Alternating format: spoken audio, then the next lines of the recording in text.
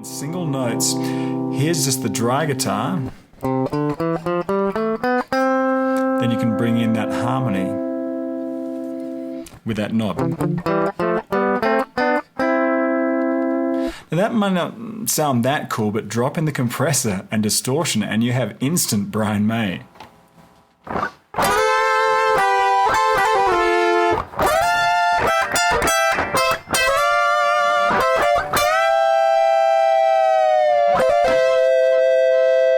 That Brian May from Queen, he would do all those parts in multitrack, but you know what, you can do all of this stuff live. A close cousin to the Harmonies is the Octave. It drops your guitar down an octave. You can adjust the levels of your natural guitar and your octave version. And finally, you have a simple delay that gives you delays in 10 millisecond increments all the way up to 990 milliseconds, which is almost a second. And you can adjust the number of echoes you hear and the overall level of the effect. We'll look at delay in far more detail in the next effect, but it kind of helps to know that you have another delay kind of hiding right here in this modulation effect, should you need it. And by the way, milliseconds are thousandths of a second. So 500 milliseconds is half a second, 1,000 milliseconds is a full second, and so on.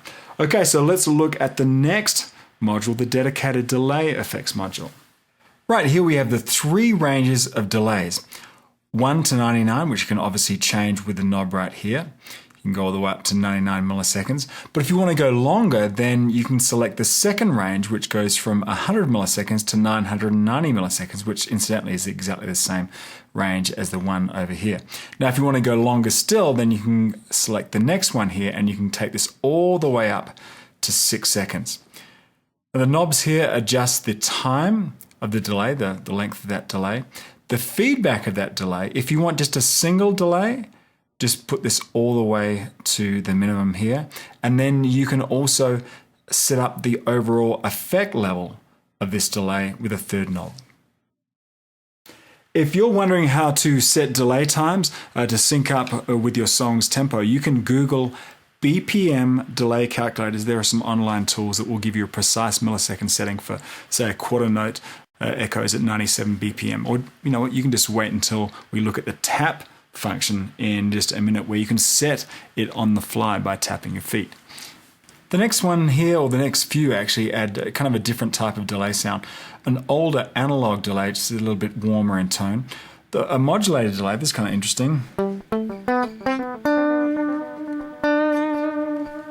Or a reverse delay, this is really interesting.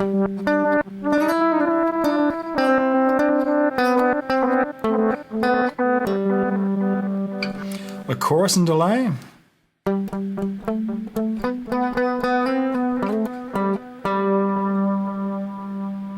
next one is really interesting because it will momentarily delay anything that's coming through while you're holding this down. So in other words, if I'm playing a few notes now, nothing is delayed. I could be playing a few notes, but then as long as I hold this down, any notes that come through while I'm holding this down will be delayed. Check it out. Now I've stopped playing and you can hear those delayed notes are going along. So let me go, as I pull it up, any new notes are not being delayed. Only the ones that are coming through while I'm holding that down will actually echo, and the older ones will continue to ring out.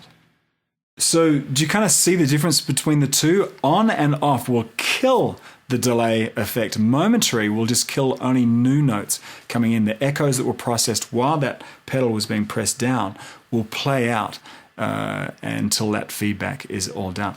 Now, I mentioned a couple of moments ago that you can tap a tempo in.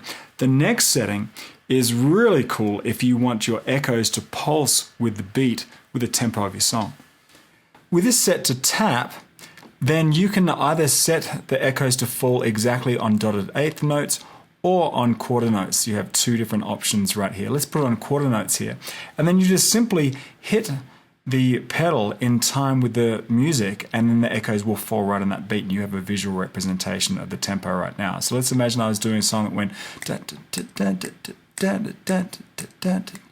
like that. 2, 3, 4, 1, 2, 3, 4, 1, 2, 3, 4. Now I can play along.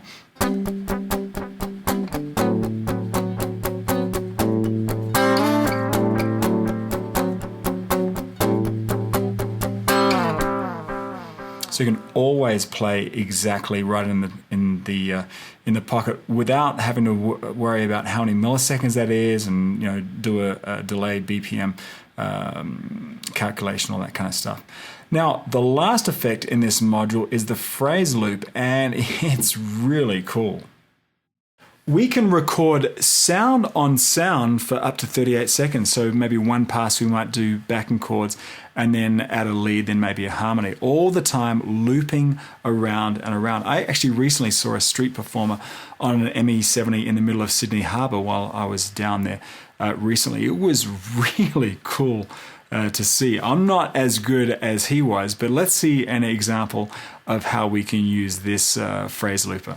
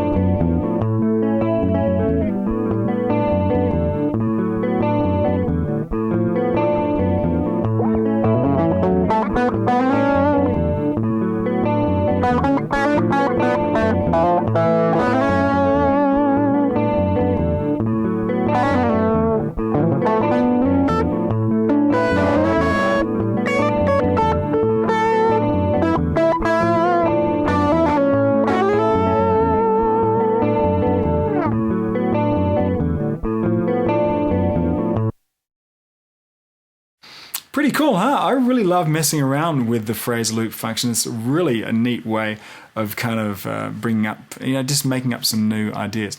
Now, we've been looking at all these effects by themselves. Let's kind of look at an example of how we can use the 4 lower pedals and kind of how they can be used together.